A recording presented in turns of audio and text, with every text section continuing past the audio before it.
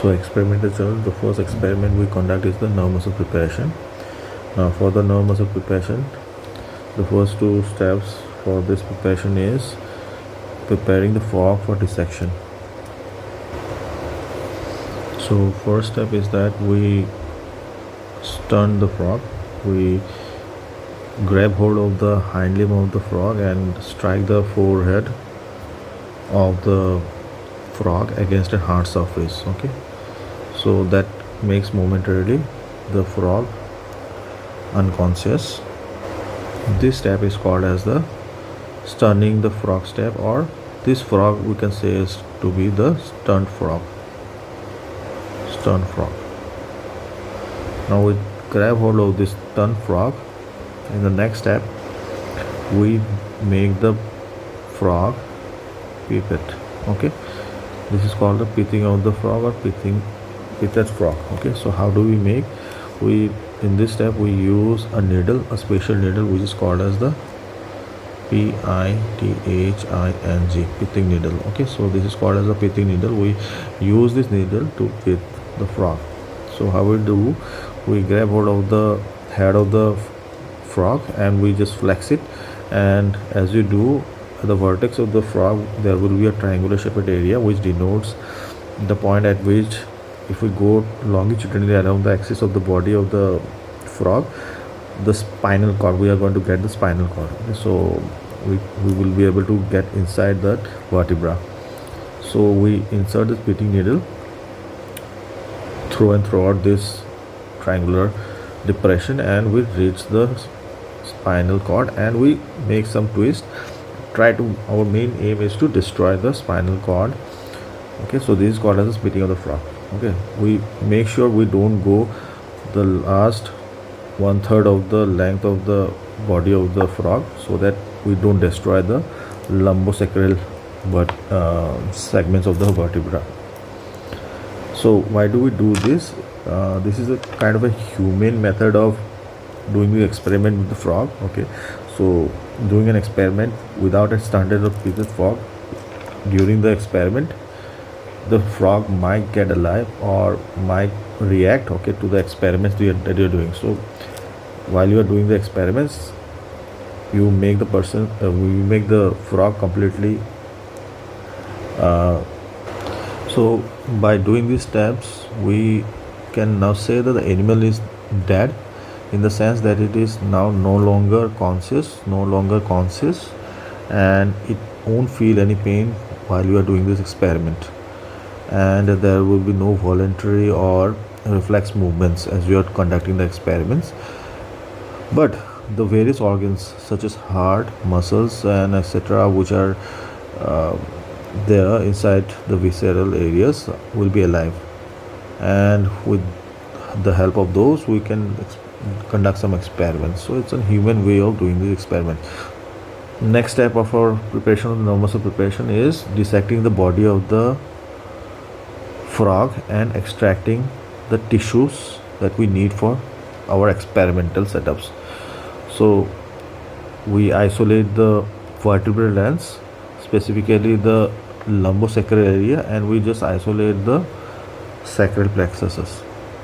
Now we will be able to detect a tendinous structure, which is the sciatic nerve. We isolate those structures from the muscles, the thigh muscles or the hamstring muscles. We extract that nerve. Now we trace that nerve. We'll be going to the gastrocnemius muscle, that is the hind limb muscles. So we, along with the nerve, we are going to extract a part of the femur, okay, a part of the knee joint capsule, okay, a part of the tibia. Then we trace it down, and the muscle, the sciatic nerve is supplying the gastrocnemius. We isolate that muscle also, and at the very end, at the ankle joint, we tie a knot, okay, and we extract the whole tissue. So this whole tissue that is extracted is called the nerve muscle preparation. Okay, so that nerve and muscle, this sciatic nerve, gastrocnemius muscle, these are used, and various experiments in the animal physiology we conduct with the help of this setup. Now, why do we use or keep this vertebral end and the femur end and tibial end or knee joint capsule is that when you are conducting this experiment, you have to fix the structure to a frog board.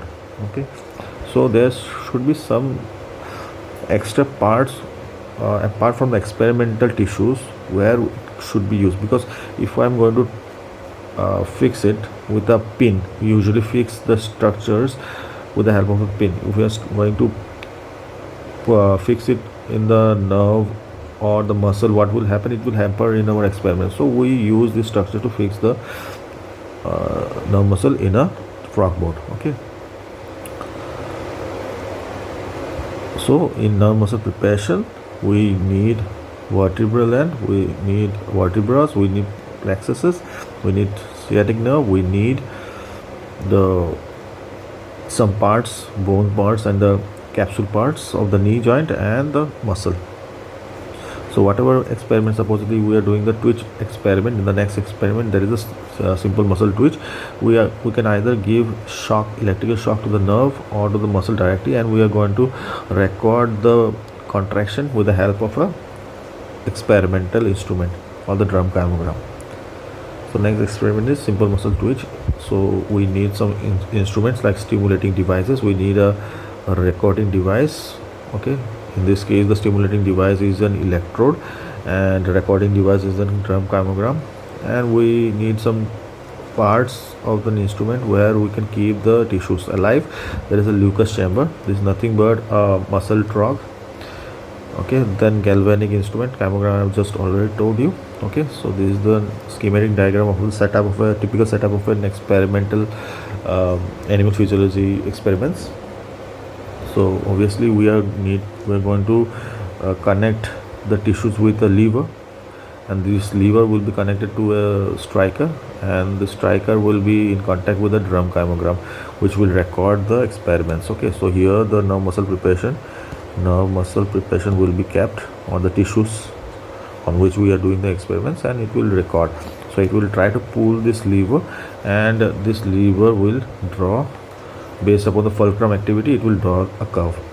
So this is a curve, actual curve, that is this is the actual curve that we get in drum kymogram.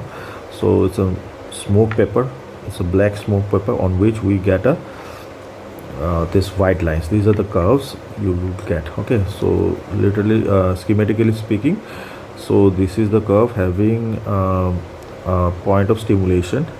So A is the point of stimulation from which I'm started the experiment, and B is the point of onset of contraction. So from A to B there is no elevation in the curve. Now the elevation of the curve starts from B and it reaches the summit, which is the point of maximum contraction or point of height of contraction. Then the curve reaches the relaxation period. D is the point of relaxation. So main point to note down is what is the latent period. So A to B is called as the latent period. So the time period from the point of stimulation to the point of onset of contraction is latent period, and it is 0.01 seconds. Now this latent period is due to the time taken for the stimulus to travel along the nerve to the neuromuscular junction. It can also be said as the time taken for the impulse to cross the neuromuscular junction to stimulate the muscle. Okay, or it could be called as the time taken for the excitation contraction coupling, or it can be taken as the time taken by the lever to override the inertia of the rest, or to overcome the viscous resistance of the muscle. Okay, so then next we have the contraction period. Now the contraction period is of 0.04 second and the relaxation period is of 0.05 seconds. So we have to know these periods and as well as the total duration of the contraction period. Okay, total twitch period is from A to D. Okay, so then it will be 0.5 plus 0.4 plus 0.1, 0.01, 0.04, 0.05 plus 0.01. So it will be 0.1 second. So that thing. Now another curve that we can note down over here is the Shatter physiological curve. Now this curve is due to the inertia of the lever. So immediately when it reaches the D point, it doesn't stop then and there. So it needs some time for the lever to stop. So it's called as the physiological curve. It has a gradual decrease in the amplitude and later on it stops. Below the simple muscle twitch curve, we have another sinusoidal curves which is called as the time tracer. So this time tracer is because of it is used to detect the time frame. Okay, so one trough and one elevation is considered as 0.01 seconds. So here is the time frame. So from one trough to another trough, we can take the time to be 0.01 seconds. So like this we note down the time frame. Okay, this is another picture showing you the latent period, the contraction period, the relaxation period. Okay, this is the point of stimulation, this point. Okay, and this is the total duration of the curve. This is the physiological curve and this is the time tracer. This is the actual curve that we get in a experimental setup. Next is the effect of temperature on simple muscle twitch. Now the typical graph that we get in this experiment is this. Okay, you can note down this graphs. So the very center graph that you can see is the normal simple muscle twitch when the temperature of the experimental setup is around 25 degrees Celsius. If supposedly you increase the temperature of the ringer solution in which the nerve muscle preparation is kept, there is supposedly 37 to 40 degrees Celsius, you will tend to get a curve which have a lesser amplitude latent period, which have a lesser duration of the simple muscle twitch. Okay, comparatively a higher amplitude. Okay, now what are the reasons for this is that, so as we increase the temperature, what happens, there is a decrease in the viscosity in the solution or intercellularly, and it increases the excitability and hastens the various metabolic processes. So in this curve, all this beneficial effect occurs along with the speed of contraction. It also increases inside the cells. So we are going to get a shorter time frame for a quicker response. Okay. Similarly, if I am decreasing the temperature, what happens, the opposite thing happens. Okay, there will be slowing down of the chemical processes and there will be increase in the viscosity. Okay, so we are going to get a curve having little bit comparatively more latent period, there will be more contraction period, there will be more relaxation period, and the total duration of the simple muscle twitch will also increase. Okay, the physiological significance of this curve is that as temperature is increased, there will be increase in response of the simple muscle twitch based because of increased excitability, speed of contraction, and hastening of the various metabolic processes in the muscles. And in the cold temperature, the opposite effects of slowing down effect of the chemical process and increasing viscosity occurs. Now important point in this curve to note down is this heat rigor and this cold rigor. Now if we are going to keep on increasing the temperature to a certain point like 50 degrees Celsius, what would happen? A phenomenon called as the heat rigor will occur. Now heat rigor, it causes coagulation of the muscle proteins and the muscle shortens and goes into an irreversible state called the heat rigor. Okay. Similarly, if I'm going to increase the temperature to less than 0 degree, okay, so 0 degree or below, what will happen? The excitability is lost. Okay, there will be formation of some crystals, okay, inside the muscles, and that will hinder in the transmission of the simple muscle twitch. Okay, moving on to the next experiment, that is the conduction velocity of the nerves. Now this experiment shows us how fast a nerve signal travels from the nerve to the muscle. Now whatever experiment we are conducting, we are trying to give an electrical shock somewhere around the nerve, okay, and we are recording the response of the contraction of the muscles, and in the chemogram it is recorded.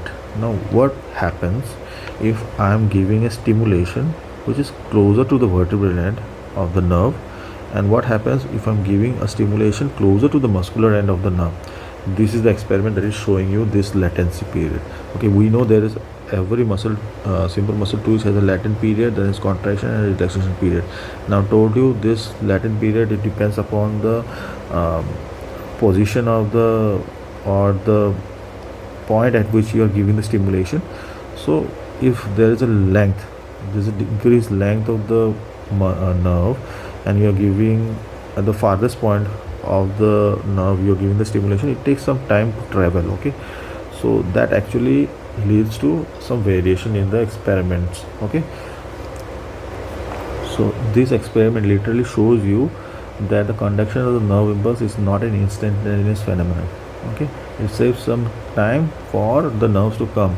So take for example this curve A. So this curve is found when a simple muscle twitch following stimulation of the nerve close to the muscular end. Supposedly I am giving the stimulation over here and I'm recording whatever simple muscle twitch I am getting as A curve. So this is the A curve. Okay, so keep an eye on this latent period. Now in the next experimental setup, we rotate the chemogram 360 degree and we again stimulate. Now this time around we are stimulating at the farthest point. So this is the B curve. We are getting another curve having a simple kind of a morphology, but this time around the latent period will be a little bit more. Okay, so take note down of this latent period. Okay, so you can see obviously it takes some time for the muscle to react if the shock is given at a farther point of the nerve. Okay, so in some books this curve is also written as the M curve and this curve is also written as the V curve.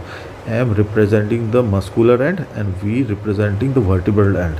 Okay, so the physiological significance is that it shows that the conduction of the nerve impulse is not an instantaneous phenomenon. It takes some time for the nerve signals to transmit to the muscle. Okay, there are various factors which affect the velocity of the conduction of the nerves. It depends upon the species. Okay, it depends, compared to the mammals the velocity is lower in the amphibians. Then it depends upon the diameter. Okay, now the conduction is about 5 meter per second per micrometer diameter of the nerve fiber. So as the diameter increases, the transmission speed increases. Okay, then presence of the myelin sheath. Okay, we know in myelinated fibers the nerve impulses jumps from one node of Ranvier to the next, which is called as a solitary conduction. Okay, so as there is more myelination, we are going to get a more higher speed of speed of conduction. Then also the temperature comes into play. Okay, so all this we have to write in just in a physiological significance. Next experiment is study of effect of two successive stimuli on simple muscle contraction. The setup will be the same only. We are going to use the nerve muscle preparation along with the instruments, the drum chemogram, the circuits, the electrodes, whatever you are needing for the other experiments also. Okay, we are going to get a twitch. Now in this thing you have to note down is that the first curve that we get is the simple muscle twitch. Okay, this is the twitch which is achieved if I'm going to give a stimulation, one particular point stimulation on a nerve muscle preparation, and we are getting a latent period, a contraction period, a relaxation period. Now what happens if I'm going to give two stimulation at quick successive interval?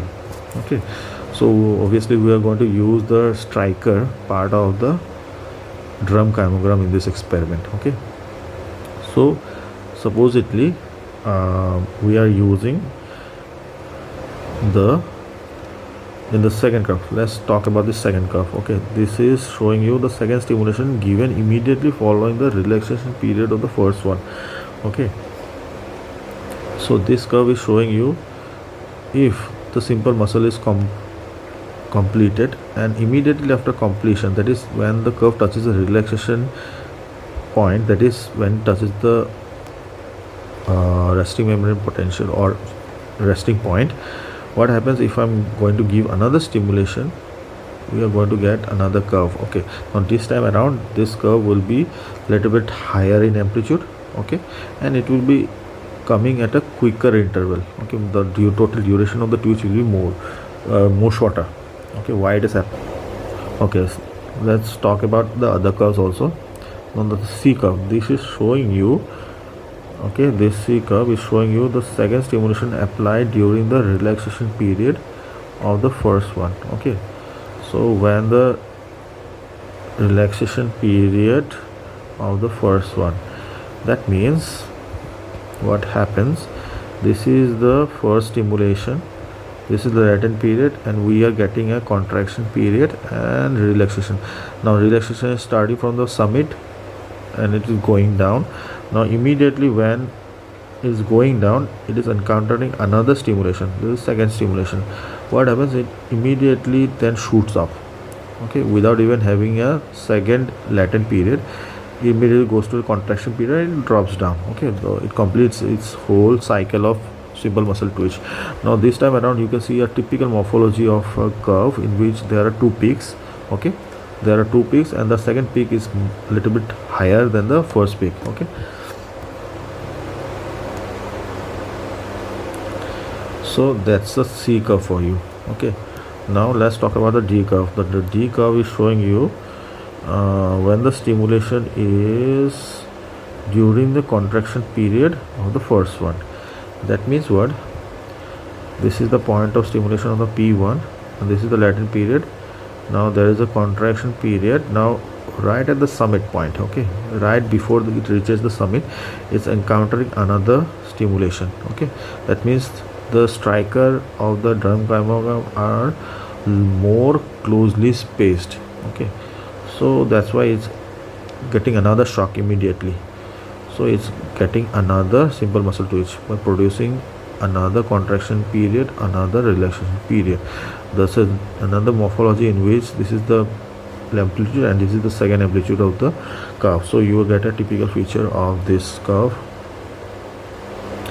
The third curve, the E curve. Now E curve is showing you the stimulation is applied, second stimulation is applied during the second half of the latent period of the first stimulation. Okay, now in simple muscle twitch there is a law, or you can say, you just remember this phenomenon, is that if this is the total duration of the latent period, okay, you imaginarily you make a midline point. Okay, any second stimulation, if it is falling after the half part of the latent period or the immediately after the half part of the latent period, wherever you are giving stimulation, there always will be beneficial effect and you are going to get a increased amplitude of the curve. Okay, not in case of a stimulation when it is falling on the first half of the latent period. Okay, now in that case the height or the amplitude and the duration will be exactly similar to that of the first curve. Okay, because in the first half of the latent period, if the second stimulation is falling, it won't show you any beneficial effect. Now what is this beneficial effect? All these curves that we have discussed, be it A, B, C, D and E, except the F curve, in every curve we are getting a different morphology, or in the morphology we are getting an increased amplitude and shorter duration of the twitch.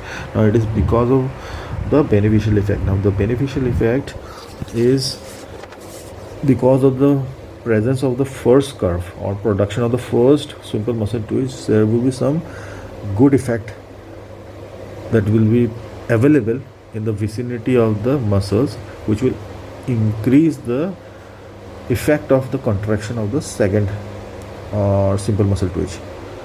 Now it is because of decrease in the viscosity of the muscles resulting from the first contraction, which decreases the elastic inertia of the muscle, or it could be some increase in the hydrogen ion concentration which may contribute to the beneficial effect, or it could be like availability of the calcium ions which were used for the excitation contraction coupling in the previous curve, okay, previous curve, which will be used again, and it won't take time to release by the vesicles because it is already been present in the vicinity. So it will help in the amplification of the phenomenon of simple muscle twitch. Okay, first is availability of the nutrients. Experiment, if question comes, it will be like identify the curve mentioned B. What is the physiological significance of the curve? Okay, so you have to mention that this is a experiment which is showing you the effect of two successive stimuli when the second stimuli is falling on the relaxation period of the, or after the relaxation period of the first stimulation, or simple muscle curve or simple muscle twitch. If a question comes, identify the curve named C, you have to give, it's a experiment, is a curve showing you the simple muscle twitch when there is two successive stimuli and second stimuli falling on the relaxation period of the first simple muscle curve. Okay, if a question comes, what is this curve? So this is if experiment on effect of two successive stimuli when the second stimuli falls on the contraction period of the first simple muscle curve. Okay, and the physiological significance, accordingly you answer it. Next is effect of genesis of tetanus. So for this experiment we are going to use a special instrument apart from all the other setups that we have been using in the last experiments. This is called as the vibrating reed, or in some experiments we also use Duber's induction coil. So this is a Duber's induction coil in which we can see this is the secondary coil and this is the primary coil. Okay, this is the primary coil, this is the secondary coil. The secondary coil is movable throughout the length of the instrument, and this T-shaped metallic plate is called as the Neves hammer, and this whole assembly is called as the Neves hammer assembly. Neves hammer, apostrophe S, hammer. Okay, so there are some other parts, pillars. Okay, there is screw, tightening screw. Okay, and this is the vibrating reed. The one is showing you as the clamping plate. Okay, 2 is showing you the thumb screw, 3 is showing you the vibrating scale, 4 is showing you the metallic guide, 5 is showing you the mercury cup in which we place mercury, and 6 is the base of the instrument. Now the typical curve that we get in this experiment is this. Now if supposedly we are using this instrument, what happens, we can give apply successive stimuli at a very quick succession. Many successive stimuli applied, and the response of the muscles will depend upon the frequency of stimulation. That means if we are increasing the stimulation by making the circuit, by pressing the Neves hammer, or we're pressing this clamping plate, okay, what happens, there will be a repeated quick succession closure of the circuit, and there will be making of the circuit, and there will be circuit completion, and there will be jerk which produces. Okay, now simple muscle twitch will be produces. Now what simple muscle twitch which have been studied in the last experiment, it was a sinusoidal kind of a wave. Okay, but if the experiment is conducted in this manner, if I am giving repeated stimulation, what will happen, this curve will be converted into this curve. The latent period of this will be the same only. This contraction period will be like this, the one arm of the spike, and the relaxation will be with the other arm of the spike. Make note down that when it touches the baseline, that means the muscle is relaxed. Okay, now if I'm giving the or making the circuit in a manner in which it is creating a tapping or making a breaking of the circuit at 5 to 10 hertz. That means 5 to 10 times you are making the circuit and breaking the circuit in a second. So at this close spaced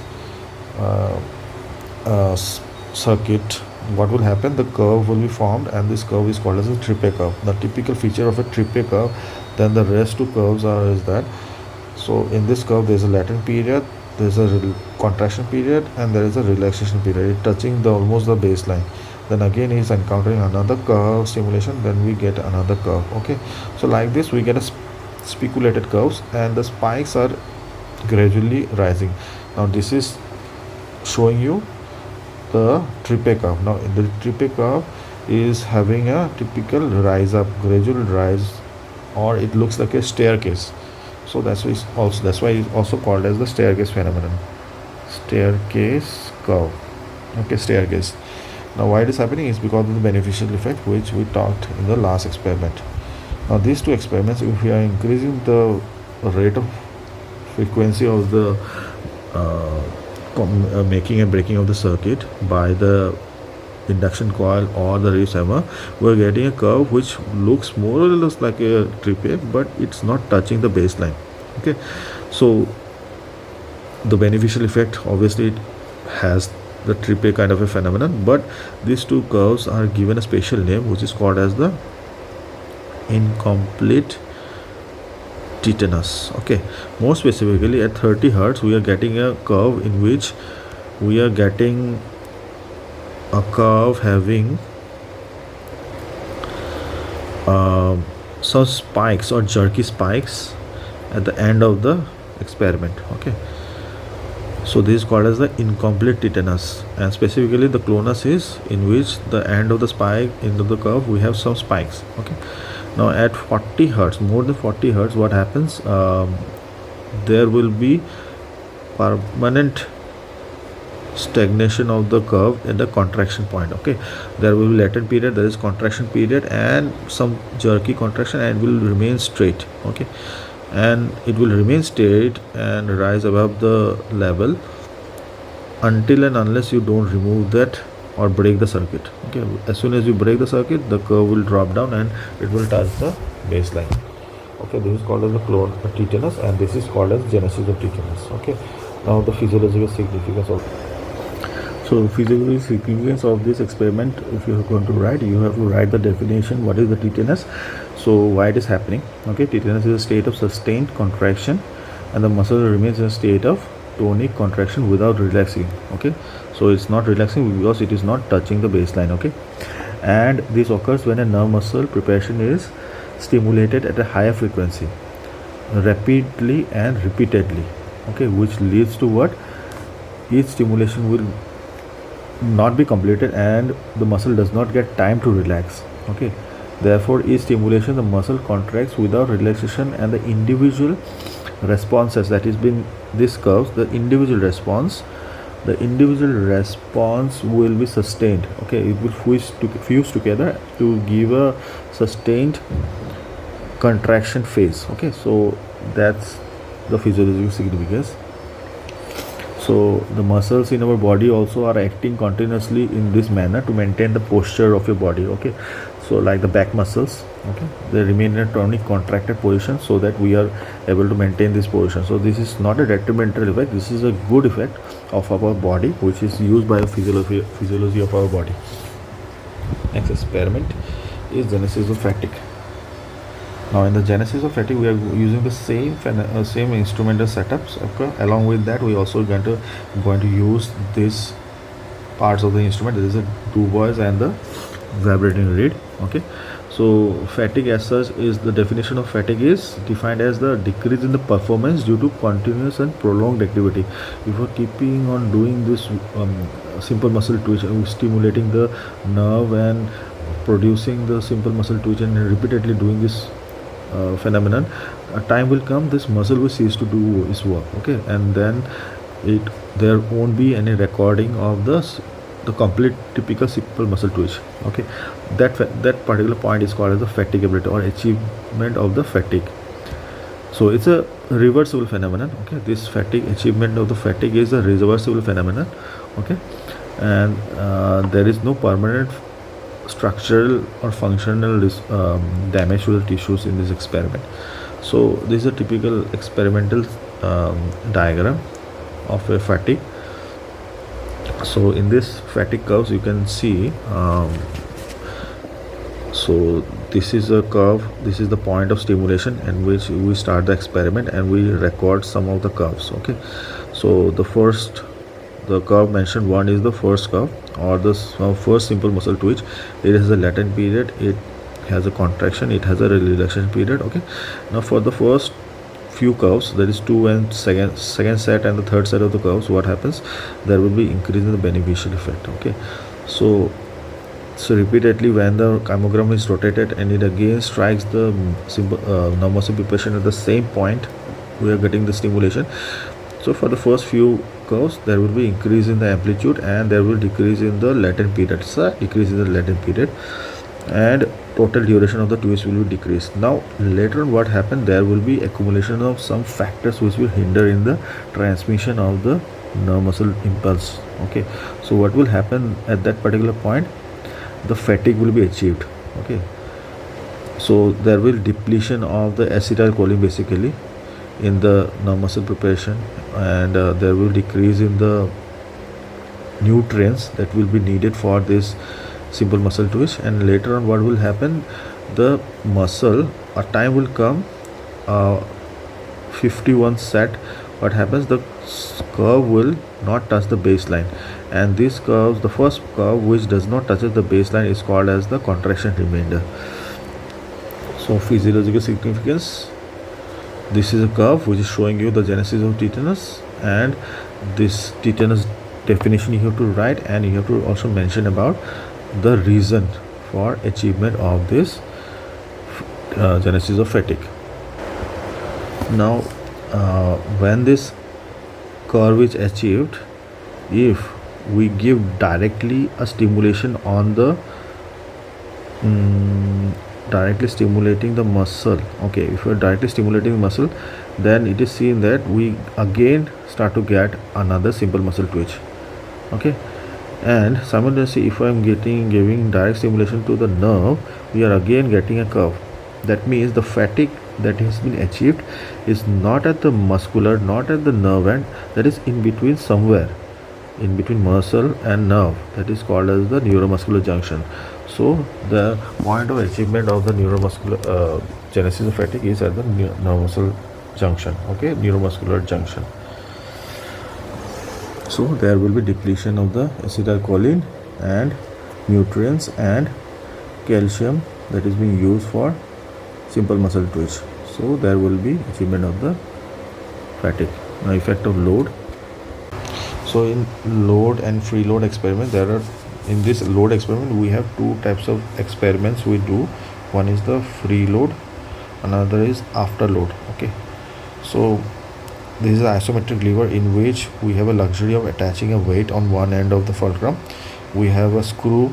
Okay, and we have another arm of the lever in which we attach the nerve muscle preparation, that is the sciatic nerve and gastrocnemius muscle and all those things. Okay, then we supposedly there is a screw which is loosened up. Okay, that means when you lose the screw, what happens, the weight is directly acting on this muscle. So even before we are beginning the experiment, the weight is acting, so it will stress the muscles. The elastic component of the muscle will be primed with some of the myosin hands are getting attached to the actin. What will happen is this practice prime this muscle even before the experiment of stimulation is started. Okay, so this experiment is called as a free load experiment.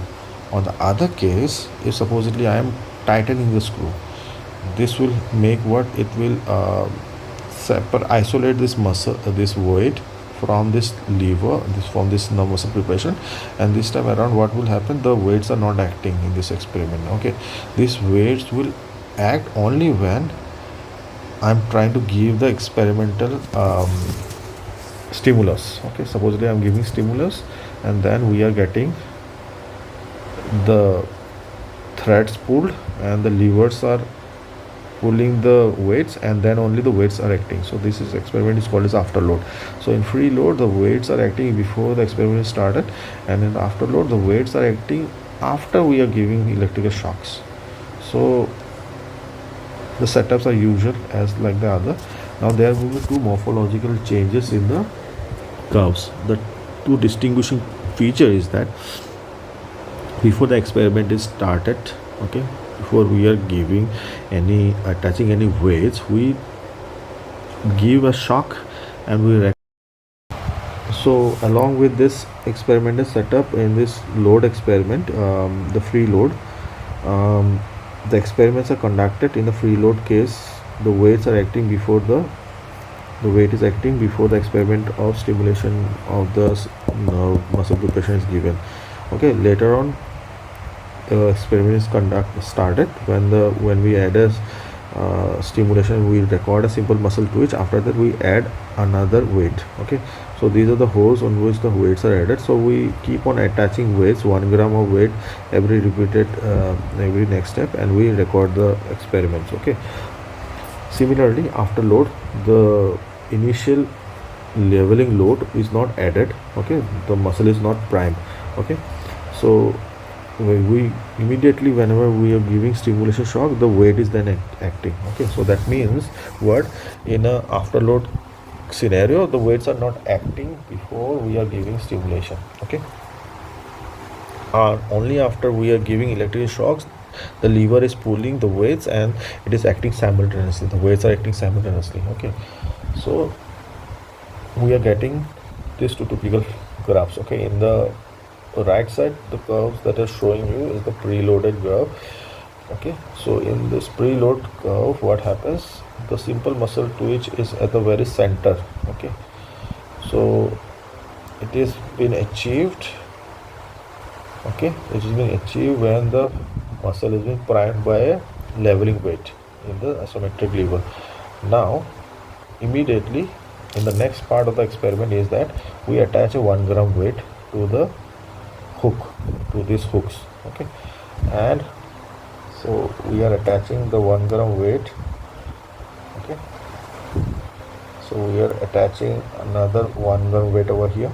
Okay, and we are recording another curve, and we will be able to get a curve having a more bigger amplitude, and it will be having a bigger simple muscle twitch period. Okay, then later on what happened, we again attach another weight of 1 gram. Okay, then we will be observing that the curve has a detrimental effect. Okay, so there's a typical feature of a preloaded curve, whereas on a afterload or a no load curve, what happens, since the muscle is not primed by weight, so immediately after we are giving electrical shock and recording the simple muscle twitch, the weights are immediately getting acted. Okay, in an afterload, what I told you. So the weights, the screws are tightened, so as a result of which what happens, when we are giving electrical shock, the weights are acting, okay, simultaneously with that of the shock.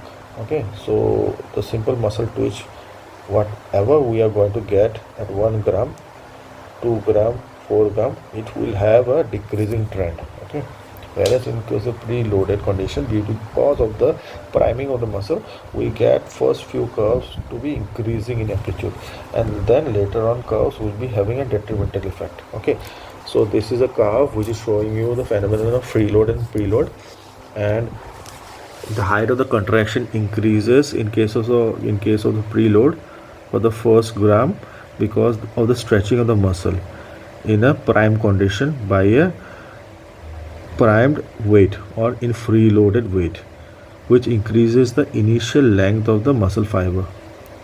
Now from the Frank Starling's law, this experiment is showing you the phenomenon of Frank Starling law. What does this law say is that the change in the initial length of the muscle fiber changes the force of contraction by increase in the initial length. Okay, so that means this law states that the force of contraction of the muscle is directly proportional to the initial length of the muscle fiber up till and until a physiological limit beyond which this law is not followed. So next experiment. So these are the curves which we get on a moving kymogram. If the kymogram is moving, we are getting this curves, and if the kymogram is not moving and we are doing the experiment on a stationary kymogram, we are going to get a curves having single spines. Okay, so here also the phenomenon is easy to understand. Okay, in an afterload curve, what happens, gradually there is a detrimental effect. Okay, the muscles are now primed, the initial length of the muscle is shortened from the first stimulation only, and we are getting a lesser amplitude curves. Whereas as in case of a preloaded curve, what happens, for the first few curves there will be increase in the amplitude because of the priming of the muscle, and later on there will be decreasing in experiment. Normal recording of the normal cardiogram of frog. Now for this we are going to use not the nerve muscle preparation, but we are going to use the cardiac tissue for the experiment. Okay, so the difference between the frog's heart and the human's heart is that the frog heart is a three-chambered heart. So we have the pacemaker in case of our humans at the sinoatrial node, but in case of the frog we have the sinus venosus. Okay, the sinus venosus as the pacemaker. So this is the point at which we are getting the cardiac pacemaker cells, and from sinus venosus it travels to the atria, and then we travel to the ventricles, and from the ventricles it goes to the systemic arch, and it transmits the blood throughout the body, and then from the venous system it comes the blood to the sinus venosus, and it enters the heart. So a typical normal cardiogram, it looks like this, in which we have a upstroke and we have a downstroke. Okay, now important thing to note down over here is that the outstroke does not have any notches. Okay, but whereas on the downstroke we have a notch over here. Okay, so in the frog the upstroke is named is the unified curve, which is based because of the ventricular diastolic phase. Okay, and the downstroke, so that means the heart is pulling the Starling heart lever. So by the way, in this experiment we are using not the isometric lever but the Starling heart lever. Okay, so which pulls the lever towards the heart when it is contracting, and we have two specific curves in the downstroke. Combined these are called as the ventricular, this is called as the systole. Now the upper curve and the below curve was different. So the upper curve is called as the atrial systole, and the bottom curve is called as a ventricular systole. Now in certain kymogram, if supposedly we are moving the kymogram at a much slower speed, then in certain kymograms we are being along with the ventricular the diastolic phase of the heart, along with that these two curves, we can also get another third curve. Okay, so this upper curve is called as the sinus venosus systole. So it depends upon how fast you are moving the kymogram, you are getting different variation or different morphology of the curves. So this is called as the normal kymogram. If spotting comes, it would be either on this part or on this part or on this part. Okay, based upon what points is the identifying point, you will able to identify. Okay, so take for example in this curve, if supposedly you have placed the heart at a higher level and the liver at a lower level, okay, then the pumping will be happening in the upstroke manner. So then in those cases we are getting a curve like this. So make sure you look into the curves, okay, and then you judge what curves is there. So basically in the systolic phases only you will be able to get the notches. In the diastolic phases there is no notch there, okay. It's a unified relaxation of the chambers of the heart, okay. Now effect. So in this case you can see whenever there is decrease in the temperature, so whenever you can see the amplitude, okay. So this is the normal cardiogram in which this is the amplitude and this is the duration. You can see the amplitude decreases, whereas whenever there is an increase in the temperature, the amplitude increases. So this is the normal phenomenon of a warm and a cold temperature. So what happens in a cold Ringer's solution application of the cold Ringer's on the ventricles, there will be decrease in the force of contraction, okay. There will be decrease in the force of contraction and the myocardial contractibility will be decreased, okay.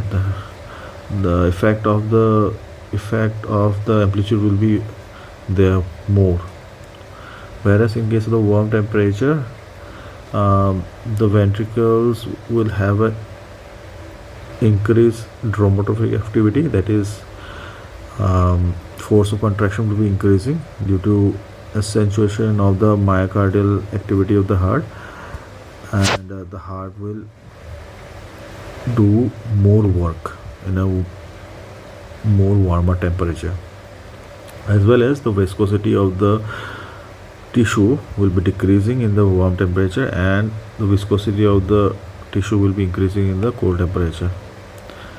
So this is this typical feature of a curve which is recorded in a actual experimental setup. You can see in a cold temperature the amplitudes are a little bit decreased as compared to the normal phenomenon, okay, as well as there is a little bit spreading out of the curves, whereas in case of the warmer temperature you can see the amplitude of the curves are a little bit higher as compared to that of the normal room temperature cardiac tissue. So as well as the tissues you can see the curves are a little bit closely spaced, okay. So this is the beneficial effect. Next is the effect of stainous ligature. Now in the stainous ligature, the name stainous is given in respect to the scientist who has invented this experiment. So as I've told you, this is the pacemaker part of the heart. So this is the atria and this is the ventricle. So supposedly if I'm tying the knot in between the sinus venosus and the atria, so what will happen, the transmission of the cardiac excitability won't be passing through this ligature. What happens, so this is the normal cardiogram. So this is the point at which the first this ligature is attached. So what happens at this particular point, there is for the first few seconds there will be momentary pause in the cardiac activity because the pacemaker is not doing its work. So immediately after a few seconds what happens, the atrial part of the heart will take the upper hand and we will try to pump the blood, okay. The transmission of the excitability will be transmitted via the atria to the ventricles, to the whole part of the ventricles and the heart. So then you will get a cardiac activity in which the heart is beating at a little bit slower pace, okay, as compared to that of the normal cardiogram.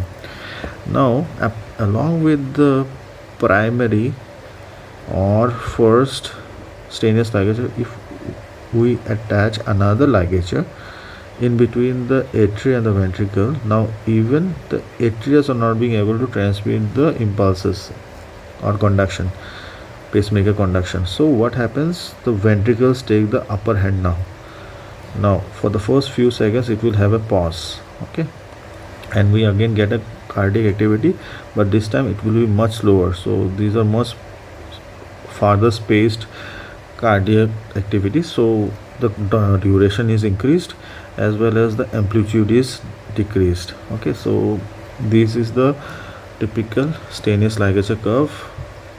Okay, so in stainless ligature, the point to note down over here is that there are two plateau phases in between three curves. Okay, so point to note down over here is that, and physiological significance of this curve is that it is showing you the phenomenon of transmission of the electrical conduction pathway. Okay, if we are blocking in between the electrical conduction pathway, there is a hindrance in the there is prevention of the transmission of the impulses from the sinus venosus to the atria. Then we have a typical morphology of the cardiogram, and if supposedly above that we also hindering the transmission from atria to the ventricle, then there is another morphological changes in the transmission, and then the pacemaker activity will be taken by the ventricles. Now as we go from up to down, that is from sinus venosus to atria to ventricles, the activity of the pacemaker activity of the tissues will be decreasing. So because of that only we are getting decreased force of contraction and increased duration of the heart cardiac cycle. So that's why we are getting typical features of a. Okay, next experiment is effect of stimulation of vagosympathetic trunk on frog's heart. Now this experiment shows us the phenomenon what happens if we are stimulating the vagal nerve. Okay, so vagal nerve, whenever it is stimulated, there will be inhibition of the heart. Okay, the heart rate as well as the force of contraction both will be decreasing. Okay, this is called as the vagal inhibition. Now this happens if there is more stronger stimulation of the vagal nerve, it might stop the heart. Okay, so this stopping of the heart will happen if there is strong inhibition of the vagus. Now the cardiac inhibition basically over here in this phenomenon occurs due to the release of the neurotransmitter called as acetylcholine at the nerve endings. Now this increases the potassium conductance in the nodal tissues by opening a specific set of potassium channels, and that will hinder in the transmission of the conduction. Now take for example in this curve, this is a normal cardiogram. Now if and below it is showing you the signals that is coming from the vagus. Okay, supposedly we are stimulating at this particular point, we are stimulating the vagus. Okay, continuously we are stimulating the vagus. What happens if I'm stimulating the vagus at a lower strength? Now at a lower strength, I told you there will be decrease in the rate and force of contraction, so obviously there will be spaced closely spaced, or there will be decrease in the force of contraction, so amplitude will be decreasing as well as the duration will be prolonging because the rate is decreasing. Okay, so if this stimulation is given at a higher strength, what happens if the vagus stimulation is continuously being given and the frequency and the magnitude of the stimulation is much higher than the upper curve? What happens? The curve will stop. That means the heart will stop. I told you the heart will stop. Now for the first few seconds the heart will stop working, there will no cardiogram will be detected, and a time will come the sympathetic inflow in the heart will take the upper hand and the vagus will escape. This phenomenon is called as the vagus. So basically in this curve we are getting one plateau and then we are getting another curve. Okay, whereas in case of the stainless ligature we have a two plateau. If we are having difficulty in understanding the curve, we can just take the simple morphological feature. Okay, then the reasons for the vessel, the physiological significance of this curve is that there will be vagal escape. Okay, so this is the effect of continuous vagal nerve stimulation and the phenomenon of vagal escape in this curve. And the causes of the vagal escape can be broadly divided into three parts. One is the idioventricular rhythm. Okay, second is depletion of the acetylcholine, and third is the sympathetic phenomenon. Okay, overflow of the sympathetic nerves. Okay, so when the vagus nerve is continuously stimulated and it is in a very high magnitude, what happened, the nerves will stop the heart. Okay, so what happens at this point, the ventricles will take the upper hand in the pacemaker activity, and since the ventricle has a lower rate of transmission, it will have an idioventricular rhythm. So you will get some idioventricles or some unorthodox rhythms that is generated. Another point is that we know the vagus nerve is transmitting with the help of the acetylcholine. If supposedly we are depleting continuously, you are stimulating, what happens, these neurotransmitters are depleted. Our time will come, all the neurotransmitters will be used, and there will be no acetylcholine neurotransmitters will be available for further stimulation. So it will be getting destroyed, and again new regeneration will take some time, so because of depletion of the acetylcholine. Third is the sympathetic. Now we know heart is also supplied along with the sympathetic fibers. The parasympathetic fibers are there, so that will take upper hand, and there will be regeneration of the normal phenomena. So up till and unless this are not generated, there won't be vagal escape. Okay, so this is the curve which is showing you the vagal escape. Okay, you can see from here, this is the signal which is showing you the vagal stimulation.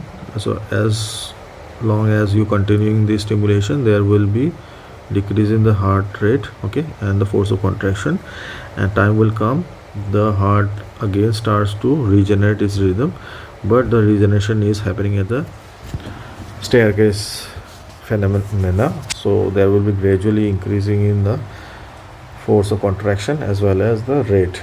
Okay, in case of the vagal stimulation, there should be one plateau phase.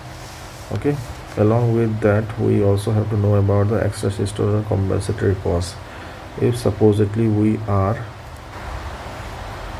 now I told you that in some curves, this is the upstroke is the diastole and systole.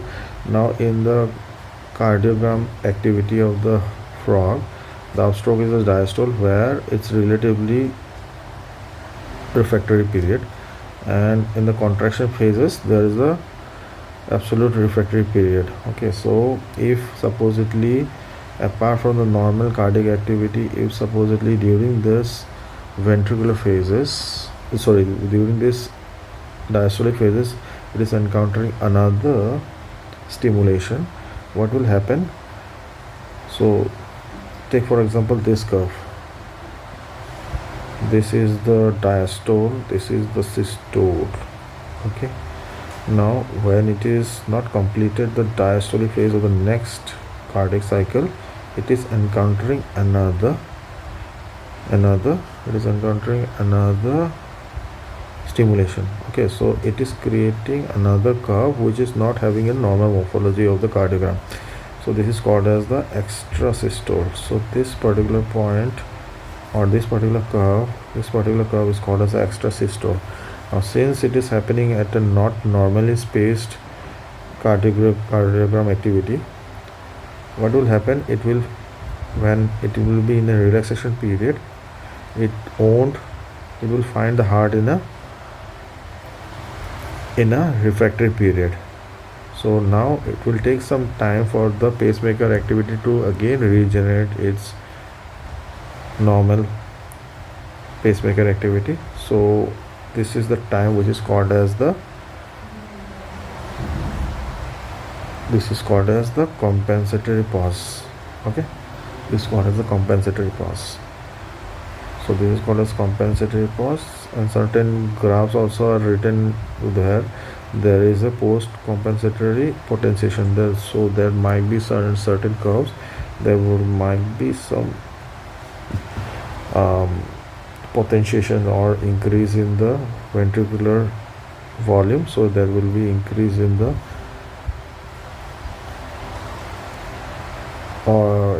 downstroke of the curve. Okay, effect of drugs and ions on cardiogram of the heart, of frog's heart.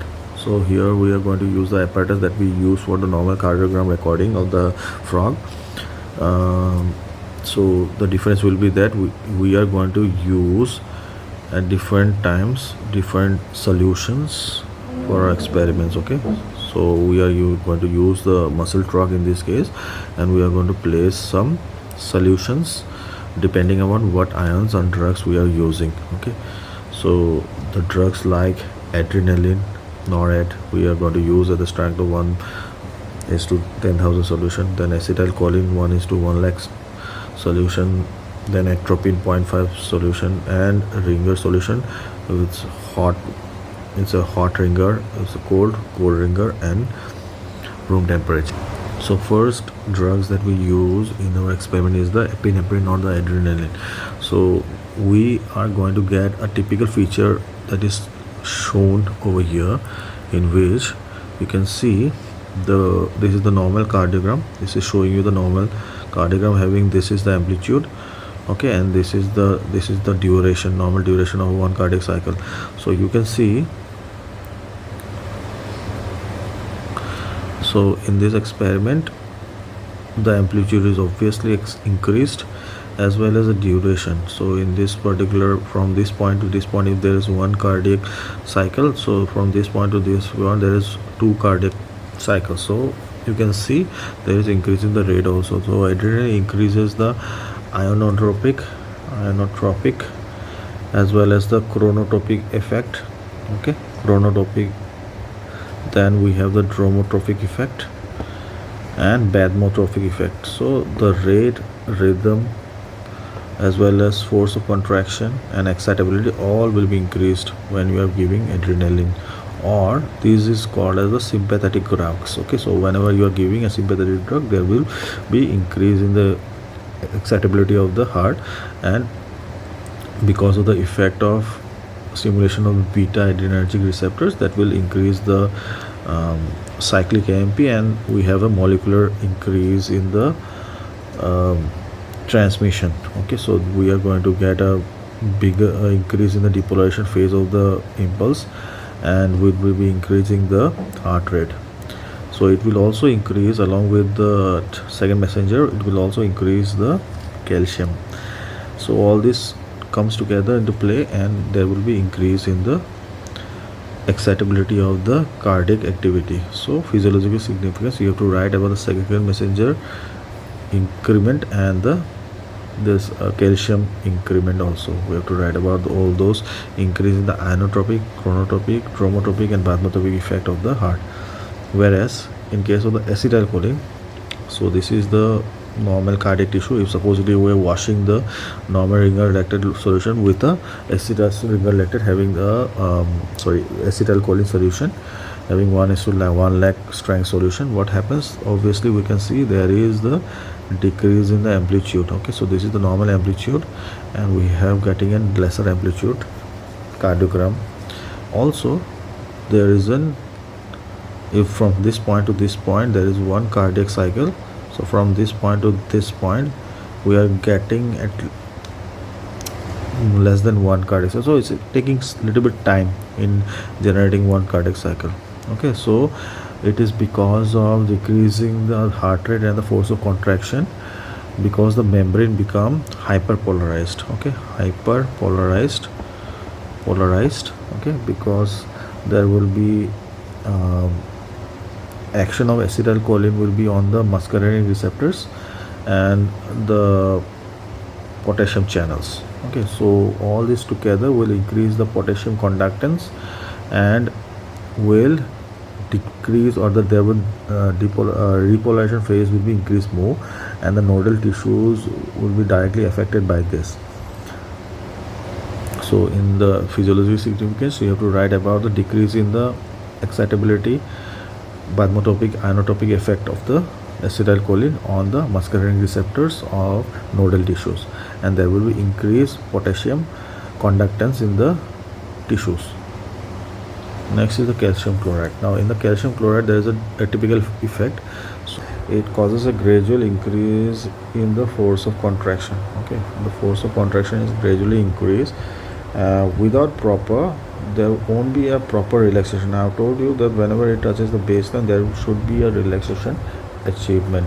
So if it is not touching the baseline, that means the relaxation is not happening.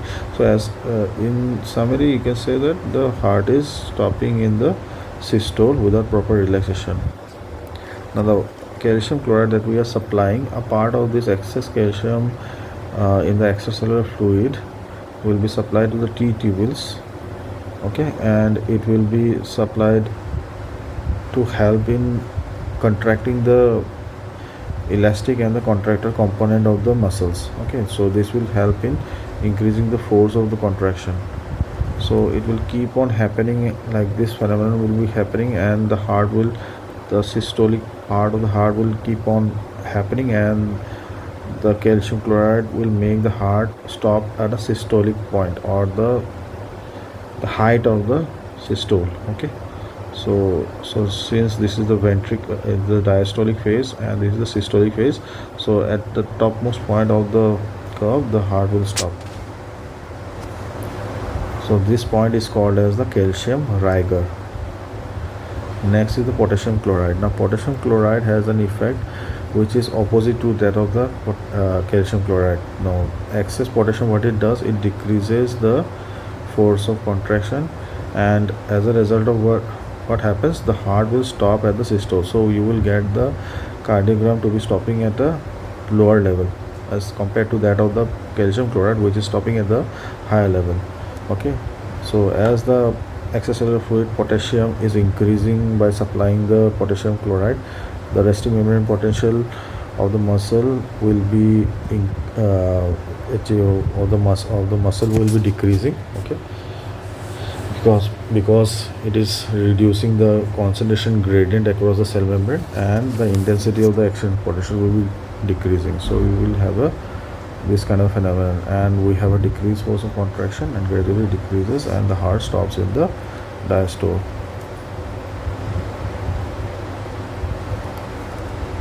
Next, what will be the effect of atropine sulfate on the frog's heart? Now acetylcholine, as such, what happens, we have to use this experiment along with the atropine with the acetylcholine. Okay, so acetylcholine, this drug, actually it does is parasympathetic activity by acting on a receptor called as the muscarinic receptors. Now atropine, this drug, whenever it is given, it comes and mimics this chemical, and it stops, it gets adhere to this or attached to this receptor, muscarinic receptors. So as such, atropine does not have any cardiac effect. Okay, it does not changes the rate of force of contraction when it's given alone. Okay, so you can see the amplitude as well as the rate is more or less similar to that of your this normal cardiogram. But as you supply the parasympathetic drug like acetylcholine, if this atropine was not given, it would have a detrimental effect, and we had a lower amplitude curves and slower rate of the curve. So since the amplitude is maintained as well as the rate is maintained, that means atropine is supplying there. So physiological significance of this curve is that atropine blocks the muscarinic receptors and hinders the activity of the parasympathetic drug.